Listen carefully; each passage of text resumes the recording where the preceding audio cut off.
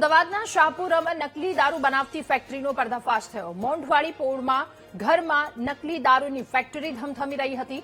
આરોપીઓ મોંઘી બ્રાન્ડના દારૂ સાથે સસ્તા દારૂની ભેળસેળ કરતા હતા।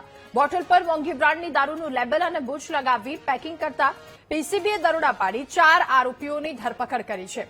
મનદીપ ભવસાર, કૈલાશ બોડાણા, દેવ પટેલ અને દેવાંગ જાનીની ધરપકડ કરી ફરાર માસ્ટરમાઇન્ડ વિક્કી ઉર્ફે કનુ ચૌહાણની શોધખોળ શરૂ કરી છે। ત્યારે વિક્કીએ પોતાના ઘરમાં નકલી દારૂની ફેક્ટરી ચલાવતો હતો।